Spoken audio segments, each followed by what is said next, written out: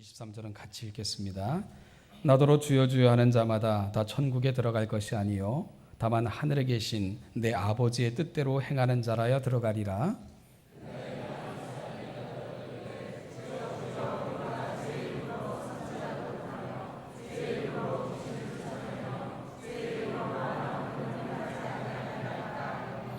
그때에 내가 그들에게 밝히 말하되 내가 너희를 도무지 알지 못하니 불법을 행하는 자더라 내게서 떠나가라 하리라. 아멘. 많은 분들이 이렇게 외국을 찾기도 합니다. 근데 불과 얼마 전까지만 해도요, 특별히 미국이나 이런 나라를 간다는 것, 들어간다는 것은 마치 특정한 계층들에게만 부여된 권리인 양 그렇게 생각되어졌던 적도 있었습니다. 저도 한 10년 전에 그 10년짜리 미국 비자를 받았는데 대단한 걸 받은 양 그렇게 좋아했던 그런 적도 있었습니다. 들어가고 싶고 꼭 들어가야 되는데 거절당해서 많이 실망했던 그런 경험을 가진 분들도 많고요. 지금은 비자 없이 무비자로 이렇게 자유롭게 드나들 수 있으니까 정말 격세지감을 느끼는 그러한 말들입니다. 근데 여러분 그렇잖아요. 외국이야. 거절되면 안 가면 그만이고요. 좀 손해를 보거나 자존심 상하면 그만이죠. 우리가 살아가는 이 땅이 있는데 외국이 우리의 모든 것은 아니지 않습니까? 거절당하면 안 가고 또 다른 방법을 찾고 그랬죠. 그런데 오늘 본문은 그런 이야기가 아닙니다. 그렇게 단순한 문제가 아니라는 말씀입니다. 사실 오늘 본문은 좀 난감합니다. 또한 예기치 않은 결론에 적잖이 당황스럽게 만드는 그런 본문이기도 합니다. 오늘 본문은 그날에 라고 시작을 하죠. 여러분 그날 언제를 말합니까? 종말을 말하는 것입니다. 그것이 우주적인 종말이든 아니면 개인적 종말이든 한 인생의 마지막 지점, 그것이 오늘 본문에 사용된 그날에 라는 의미입니다. 다시 되돌아갈 수도 다시 기회를 가질 수도 없는 그 마지막 지점, 그날에는 바로 그 지점을 의미하고 있는 거죠. 그 마지막 지점에서 본문의 사람들은 전혀 생각지 못했던 결과를 경험하고 있는 것이지요. 그들이 그 지점에 설 때는 그들은 자신만만했고요. 그리고 영접되어질 것으로 기대했고요. 하늘의 영광을 누릴 것으로 생각을 했습니다. 추호도 의심의 여지가 없었듯이 보입니다. 그러나 결과는 너무나도 달랐습니다. 그들은 그날 그 지점에서 거절당했고요. 쫓겨나는 그런 불행을 경험할 수밖에 없었습니다. 도대체 그들은 어떤 사람이기에 그런 참담한 결과에 이를 수밖에 없었는가? 차라리 안 믿는 사람이었으면 좋을 뻔했습니다. 아니요, 믿어도요 얼렁뚱땅 얼버무리는 신앙생활 했던 사람들로 비춰졌던 사람들이었으면 그나마 우리가 마음의 어떤 생각에 틈이라도 좀 가질 수 있을 듯합니다. 아니요, 혹시 있더라도 소수의 사람들이 그랬다면 그럴 수도 있겠지 생각할 수도 있을 것입니다. 그러나 오늘 본문을 통해 얻을 수 있는 정보는 그것들보다 훨씬 더 심각합니다. 먼저 그날에 많은 사람들이라고 말씀하고 있습니다. 적은 무리가 아닙니다. 많은 사람들이 예상치 못한 결론에 이르고 있는 것입니다. 적은 무리면 그러려니 하는데 많은 사람들이라고 언급된 것을 보면 우리는 내심 놀라지 않을 수가 없는 것이지요. 또한 많은 사람들이라고 해도 얼렁뚱땅 대충 흉내만 낸 그리스도인들이라면 그럴 수도 있겠지, 그러겠는데 본문에 나타나는 그들은 그렇지가 않습니다. 이들은 말끝마다 주여 주여 하면서 자신들이 주님과 관계되어 있다는 것을 강조하고 있습니다. 그들은 대충 믿은 사람들이 결코 아닙니다. 그렇다고요, 그들이 불렀던 주여 주여 이 고백이 잘못된 것도 아닙니다. 정확한 고백입니다. 주여 주여, 우리 삶의 주인이시며 주관자로 그렇게 고백하고 있는 용어가 주여라는 의미이기 때문에 그렇습니다. 이와 같은 사실은 그들이 소개했던 자신들의 사역을 통해서도 확인할 수 있습니다. 그들은 자신들의 사역을 이렇게 소개하고 있습니다. 우리가 주의 이름으로 선지자 노릇하며 주의 이름으로 귀신을 쫓아내며 주의 이름으로 많은 권능을 행하지 아니하였나이까? 이렇게 주님 앞에 자신들의 사역을 소개합니다. 우선 이들은 자신들이 감당했던 사역을 소개할 때마다 주의 이름으로 행했음을 매우 강조하고 있는 것을 볼 수 있습니다. 또한 이들이 감당했던 사역을 보면 이들은 단순한 평신도 정도에 머물러 있었던 사람이 아닌 것도 알게 됩니다. 이들은 전문적인 사역자들이었습니다. 아니, 전문적인 사역자라 할지라도 이들이 감당했다고, 이들이 세상 속에 행했다고 하는 그 사역들을 보면 감탄을 불러일으키기에 충분한 그런 사역들이었습니다. 어찌 보면 이들의 사역은 주님의 사역을 닮아 있는 것처럼 보이기도 합니다. 주님은요, 이 땅에 오신 이유를 설교하시고 가르치시고 치유하시고 이런 것들을 위해 세상에 오셨다고 말씀하셨는데, 그들의 사역은 어찌 보면 이 주님의 사역과도 너무나도 닮아 있는 것을 우리가 볼 수가 있게 됩니다. 이들의 말투에는 자신감마저 묻어나고 있는 것을 보게 됩니다. 이들은요, 겸손하게 그렇게 자신의 사역들을 내놓는 사람들이 아니었습니다. 주님, 이거 몰라주시면 서운합니다. 우리가 말 안 해도 아시죠? 마치 주님 앞에 서서 자신들의 사역을 소개하는 이들의 말투는 이 정도의 말투로 주님 앞에 서 있는 것을 보게 됩니다. 그리고요, 또 무엇보다도 심각한 것은 이들은 주님 앞에 설 때까지 그런 생각으로 살았다는 것입니다. 우리는 대단하다. 우리가 하고 있는 사역은 위대한 사역이다. 그 생각을 갖고 어찌 보면 소명자처럼 살아냈던 사람들이 그들이라고 본문은 우리에게 뉘앙스를 풍기고 있습니다. 그들은 자신 있게 주님 앞에 섰고요, 주님 앞에 자신의 사역을 공개하고 있습니다. 그들은 철저하게 이 세상에서 주님의 이름으로 주님의 일을 하는 사역자들로서의 자신들의 삶이었다고 그렇게 자신 있게 주장하고 있는 것을 보게 됩니다. 그런데 주님 앞에 섰을 때에 이들을 향한 우리 주님의 평가는 무엇이었습니까? 23절에서 주님은 이렇게 말씀하셨습니다. 그때에 내가 그들에게 밝히 말하되 내가 너희를 도무지 알지 못하니 불법을 행하는 자들아 내게서 떠나가라 하리라. 주님의 평가는 몇 가지 면에서 충격적입니다. 첫째는요, 분명히 말하되 라는 부분입니다. 재론의 여지가 없다는 거예요. 냉혹하게 느껴지는 분명한 선언을 하고 계십니다. 둘째는 내가 너희를 도무지 알지 못한다고 하셨습니다. 굉장한 강조지요.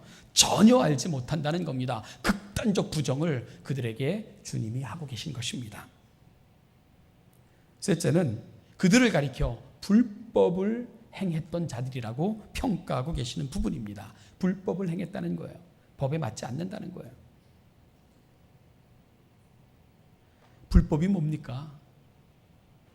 오늘 본문에서 주님이 그들을 향해서 사용하셨던 이 불법이라는 용어를 우리가 이해하려면 이 내게서 떠나가라 하는 부분과 연관져서 이 단어를 해석해야 됩니다. 내게서 떠나가라, 무슨 말이죠? 번지수를 잘못 찾았다는 거예요. 번지수를 잘못 찾았다는 것입니다. 너희들이 불렀던 주님은 내가 아니라는 거예요. 나와 너희들은 상관이 없다는 것입니다. 그러니 나와 상관없으니까 내게서 떠나가라. 주님이 그렇게 말씀하고 계신 것입니다. 황당하죠? 아니요, 이건 어찌 보면 굉장히 무서운 이야기가 될 것입니다. 여러분, 돌아갈 수 있는 지점이라면, 그까짓 거 안 가면 되는 지점이라면 뭐 그러려니 하는데, 이건 그런 이야기가 아니잖아요. 인생 끝에서 돌아갈 수 없는 지점에서 당하고 있는 이야기. 그래서 무서운 이야기가 될 수밖에 없는 거죠. 왜 이런 일이 발생했을까? 왜 이런 일이 발생했을까? 많이 소개되어졌고요. 들어슴직한 그런 이야기지만 이 부분을 풀어감에 있어서 도움이 될 것 같아서 제가 다시 한번 소개합니다.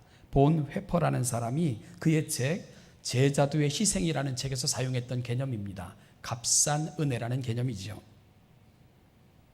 그는 자신이 몸담고 있는 독일 교회를 향해 가슴으로 아파하면서 보네퍼는 독일 교회 당시의 형편을 값싼 은혜라는 말로 표현을 했습니다.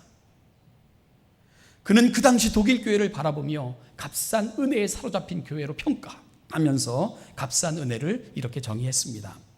값싼 은혜는 회개 없이 용서를, 치리 없이 세례를, 인격적 고백 없이 참회를 이야기하는 것이다. 값싼 은혜는 제자도가 없는 은혜요, 십자가가 없는 은혜이며 살아있고 성육신하신 예수 그리스도가 없는 은혜이다. 이렇게 평가를 했습니다. 왜 보네퍼는 값싼이라는 말을 사용했을까요? 복음 앞에, 은혜 앞에. 기독교의 복음은 결코 값싼 은혜가 아니기 때문에 그런 거예요. 우리의 구원이 은혜로 값없이 주어졌다고 해서 그것이 값싼 것이 아니기 때문에 그런 것입니다. 여러분, 누군가 엄청난 대가를 지불했기에 우리에게는 은혜가 된 것이고 선물이 된 것이고 우리에게는 값없이 주어지게 된 것뿐이지 그것이 값싸다는 말은 아니기 때문에 그런 거예요. 하나님은 엄청난 대가를 지불해 내셨습니다. 우리에게 은혜가 은혜되게 하기 위해서 그러셨던 겁니다. 바로 아들을 십자가에 내어주셨잖아요. 아들은 하나님 되심을 버리셨고요. 아들은 하나님 되심까지 포기하시면서 물 한 방울 피 한 방울까지 남김없이 쏟아내셨습니다. 왜냐하면 우리가 그 은혜 가운데 거하게 하기 위해서 그렇게 하신 것입니다. 여러분, 이게 값싼 은혜입니까? 우리에게 주어질 때 값없이 은혜로 주어진 것뿐이지 이 은혜라는 개념 속에는 엄청난 희생, 엄청난 아픔, 엄청난 포기가 들어있다는 것을 기억해야 됩니다. 그런데 독일 교회는 그걸 잃어버렸다는 거예요. 은혜를 이야기하는데 그리스도는 없고, 은혜를 이야기하는데 십자가는 사라졌고, 은혜를 이야기하는데 그 은혜를 은혜되게 하신 그분과는 전혀 상관없는 은혜가 되어버린 교회, 독일 교회는 그런 교회라고 보네퍼는 아파하고 있는 것입니다. 보네퍼가 바라보고 있는 독일 교회는요, 회개 없는 구원, 성령 없는 중생, 믿음 없는 고백, 이런 것들을 붙들고 은혜라고 고백하고 있었다는 거죠. 보네퍼는 지적을 합니다. 그거는 기독교를 종교로 갖고 있는 것뿐이지 기독교가 아니라고 지적을 하고 있는 거예요. 그건 성경에서 말하는 은혜의 개념이 아니라고 분명히 지적하고 있는 것입니다. 죄사함의 은혜, 구원의 확신, 영원한 생명의 소유 같은 것들은 전혀 관심이 없는 종교인들로 변해버린 독일 교회, 보네퍼는 값싼 은혜의 개념을 그렇게 아프게 지적해내고 있는 것입니다. 우리의 모습은 안 그런가요? 오늘날 우리 교회도 예외가 아닙니다. 그리고 대부분의 교회들이 그렇다는 생각을 합니다. 교회에 나오면 모두가 신자고 성도인 것처럼 대우를 하죠. 그러다 세례를 받게 되고 몇 년이 지나면 직분도 주어집니다. 교회 재직도 됩니다. 그러면은 뿌리 깊은 신앙인인 것처럼 착각하게 현대교회는 만들어가고 있는 거예요. 그러나 그 나라를 어떻게 들어가야 되는지 그거에 대한 진지한 고민은 사라지고 없는 거죠. 또 한 사람의 종교인을 만들어내기에만 현대교회는 급급하다는 생각을 하게 됩니다. 보네퍼는 그걸 아파했던 거죠. 값싼 은혜는 그리스도가 사라진 복음. 우리 주님의 십자가가 더 이상 노래되어지지 않고 주님의 십자가 앞에 죄된 내 실존의 문제가 해결되지 않고서는 우리 주님의 십자가의 보혈로 말미암아 내가 하나님 앞에 설 수 있다는 그 사실조차도 더 이상 얘기되어지지 않는 그러한 복음, 이걸 값싼 복음이라 이렇게 이야기를 하는 거예요. 유명한 청교도 신학자 중에 아더 핑크라는 신학자가 있습니다. 이 아더 핑크라는 사람이 교회를 보면서 이렇게 말한 적이 있어요. 오늘날처럼 명목상의 그리스도인들이 많았던 적은 일찍이 없었다. 기독교 역사상 오늘날처럼 속임을 당한 영혼들이 교회 안에 앉았던 때가 있었는가? 하나님의 진노가 머물러 있는데도 영혼이 잘 되어가고 있다고 믿는 그리스도인들이 오늘날처럼 많았던 때가 언제 있었는가? 이와 같은 사정을 가장 완전하고 충실하게 보여주는 본문이 바로 산상수훈의 결론 부분이다. 산상수훈을 강의하면서 아더 핑크가 그런 이야기를 했습니다. 앞서 언급한 두 신학자의 진단은 정확히 일치하고 있는 겁니다. 값싼 은혜라는 개념과 명목상의 그리스도인이라는 개념 잘 맞아떨어지고 있는 거죠. 루터의 자서전을 읽어보면요, 루터가 이런 얘기를 그의 자서전에서 하고 있습니다. 루터는 자신을 평가하기를 영혼에 대한 관심이 컸다고 자신을 평가했어요. 그래서 그는 세속적인 직업 훈련을 포기하고 독일 에르푸르트에 있는 어거스틴 수도회에 들어가게 되죠. 에르푸르트 수도회는요, 당시 가장 유명한 수도원 중에 하나였습니다. 그곳에 들어간다는 것만으로도 경건성이 인정되어졌던 그런 수도원이었습니다. 그는 그곳에서 신앙의 큰 진보를 이루었다고 이야기합니다. 그래서 신부 서품을 받게 됐고요. 학문적 성과 역시 컸다고 그 시대를 이야기합니다. 그래서 그는 신학박사 학위를 받게 됩니다.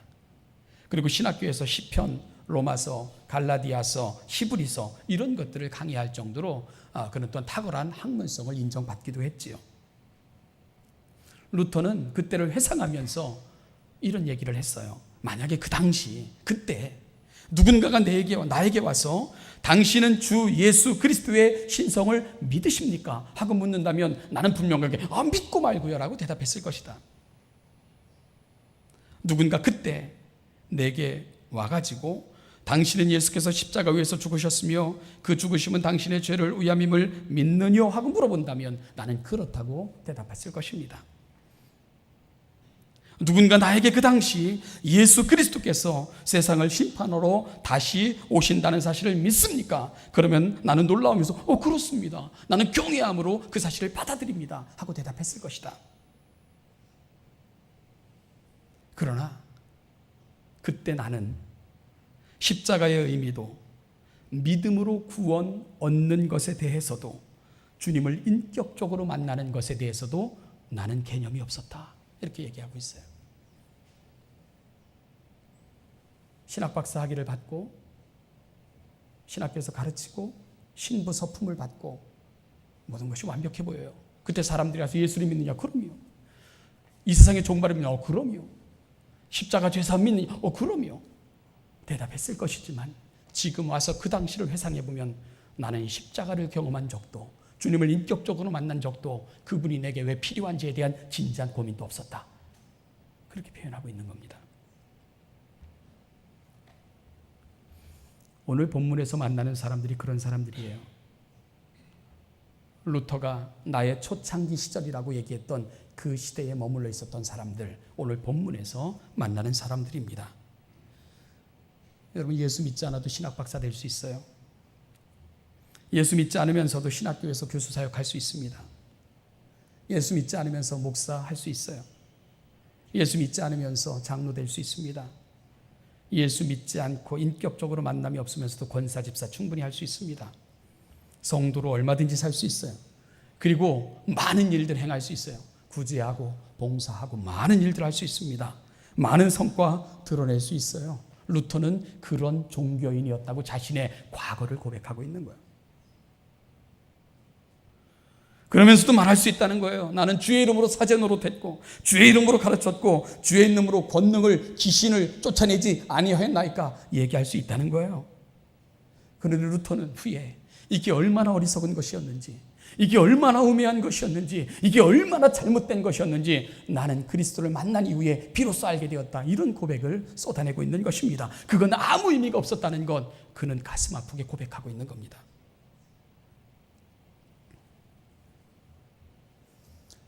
제가 얼마 전에 호주에 가서요, 이렇게 설교할 기회가 있었잖아요.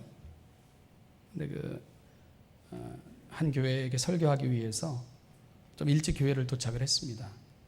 너무 일찍 가가지고 이제 이렇게 식당에서 커피 한 잔을 이렇게 마시고 있었습니다. 근데 이렇게 커피를 한 잔 마시고 있는데 아가씨처럼 보이는 아줌마가 저한테 아줌마라고 안 거 배가 불러 있더라고요. 그래서 저를 보더니 되게 반갑게 인사를 해요. 어머 안녕하세요, 그렇게 인사를 하더라고요. 저를 아는 것 같았는데 전 모르겠더라고요. 그래서 정중하게 인사를 했죠. 안녕하세요, 반갑습니다. 그랬더니요, 반갑게 인사했던 그 상대방의 반응이 참 묘했어요. 어머 나 모르나 봐, 그러더라고요. 요즘 아이들 표현으로 하면 제가 정중하게 인사하니까 헐? 뭐 이런 그 정도 진짜 표정이었어요. 그래서 제가 누구세요? 그리고 다시 물었죠. 그랬더니 전 누구잖아요, 그러면서 자신을 소개하더라고요. 그러고 보니까 그 사람 맞더라고요. 아주 그때야 비로소 아니 네가 걔냐? 이미 늦었죠. 아주 싸늘하게 눈을 흘기면서 그렇게 떠나더라고요. 그러고 나더니 제가 있는 내내 어떻게 나를 몰라볼 수 있어요? 그러면서 항의를 계속 하더라고요. 여러분, 그분과 저의 문제가 뭡니까? 우리는 얼굴을 알았죠. 이름도 알고 있었죠. 그러나 우리는 인격적으로 교제해 본 적이 없어요. 그냥 안 거예요. 그냥 아는 사람이었죠. 만나면 반가운 그 정도였죠. 그냥 안 겁니다.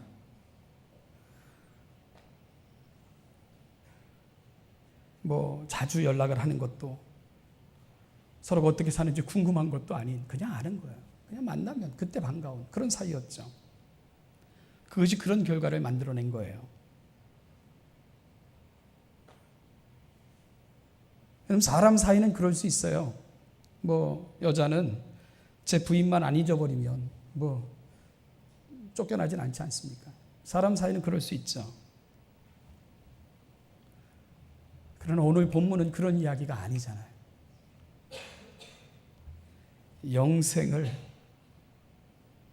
누리느냐 마느냐 하는 자리에서 쫓겨나는 이야기 아닙니까? 천국의 입구에서 그 나라에 들어가는 것이 거절당하는 이야기 아닙니까? 그러니 심각한 거 아니겠습니까? 왜 거절당했나요? 주님을 모르는 자들이기 때문에 거절당한 거예요. 안다고 생각했는데 주님은 모르신다고 말씀하고 계시는 거예요. 우리 주님의 기억력이 심해지신 겁니까? 아니잖아요. 그들은 그냥 종교인이었던 거예요. 주님의 이름을 걸고 일도 했고요, 사역도 했고 전문 사역자처럼 행동을 했지만, 그러나 주님의 사역자들은 아니었던 거죠.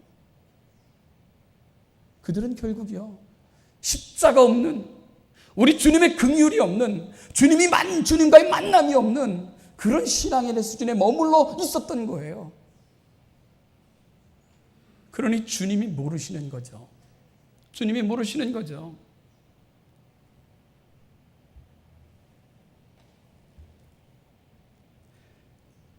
십자가를 경험함으로 이 땅에 그 뜻과 나라를 이루길 원하셨던 그 하나님의 마음을 이해하지 못했던 자들입니다. 왜 아들을 이 땅에 보내시면서까지 그 일을 행하셨는가에 대한 진지한 고민이 없었던 자들이죠. 왜 주님의 십자가가 나에게 그렇게 필요했는지, 그게 하나님의 유일한 의의가 될 수밖에 없는지 그들은 전혀 관심이 없었던 자들이에요. 십자가 앞에 나아가 무릎 꿇고 주님이 흘리신 보혈, 그 피가 나의 의의가 돼서 내가 비로소 하나님 앞에 설 수 있게 됐습니다, 이런 고민 없었던 자들이에요. 아버지의 뜻은 그건데, 아들을 이 땅에 보내시면서까지 이루고자 하셨던 하나님의 뜻은 거기에 있었는데 그건 중요하지 않았던 자들이에요. 주님의 이름을 걸어놓고 종교 일을 한 거예요.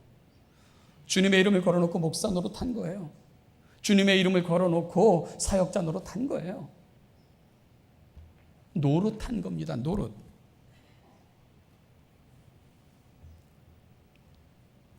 사랑하는 신천교회 성도 여러분, 오늘 이 아침 우리가 좀 진지하게 고민해 봐야 됩니다. 값싼 은혜로는 그 나라에 들어갈 수 없습니다. 종교인 노릇하는 것 가지고 그 나라에 들어갈 수 없습니다. 선지자 노릇하고 귀신을 쫓아내고 권능을 행하는 행위로 그 나라에 들어갈 수 없습니다. 문제는 예수 그리스도입니다. 그분을 만나셔야 됩니다. 인격적으로 그분을 영접하셔야 됩니다. 피 묻은 십자가에 나의 죄를 안고 나아가 내 깨어진 실존의 문제를 고민하며 십자가 앞에서 내 죄됨을 고백하고 예수 그리스도 그 십자가 그 보혈만이 하나님 앞에 설 수 있는 내 유일한 의인 것을 고백하는, 인격적으로 주님을 영접하는 그 사실, 이것만이 아버지의 뜻이며 하나님 앞에 들어갈 수 있는 유일한 조건입니다. 사랑하는 성도 여러분, 노릇하지 마시기를 바랍니다. 성도 노릇, 신자 노릇, 목사 노릇, 장로 노릇, 권사 노릇 더 이상 하지 않기를 바랍니다. 주님의 자녀로 인격적으로 그분을 영접하고 그분과 더불어 교제하며 그렇게 살다가 우리가 주님 앞에 설 때에 내가 너희를 기다렸노라, 내가 너희를 사랑하노라, 그렇게 우리의 손을 잡고 그 나라로 영접하시는 그 놀라운 영광에 오늘 여기서 만난 주님으로 말미암아 결과로 되어지는 우리 시천의 모든 성도들 다 되시기를 주님의 이름으로 축복합니다. 그렇게 되기를 축원합니다. 기도하겠습니다. 우리의 의가 되시고자 하늘 보자 버리시고 이 땅에 오셨을 뿐만 아니라 물 한 방울 피 한 방울까지 남김없이 쏟으심으로 우리를 향한 놀랍고도 신비한 복음이 되어주셨던 우리 주 예수 그리스도의 은혜와 그 아들을 이 땅에 보내시면서까지 이 땅을 향한 아버지의 뜻, 구원을 완성해 내셨던 우리 아버지 하나님의 은총과 이 은혜를 오늘 우리의 은혜 되게 하시고자 오늘도 우리 곁에 서셔서 끊임없이 우리의 마음문을 두드리고 계신 성령님의 은혜가 오늘 이 시대 하나님의 자녀로 그 인격을 접한 자로 십자가의 보혈 앞에 내 자신의 모든 것을 내려놓고 영접한 자들로 살아 그날의 영광에 참여하기를 소망하며 이 자리에 있는 우리 사랑하는 신천의 모든 성도들, 그들의 사랑하는 자녀들, 그들이 살아가는 모든 삶 위에 이제부터 영원까지 그 영원까지 함께 하시기를 축원하옵나이다. 아멘.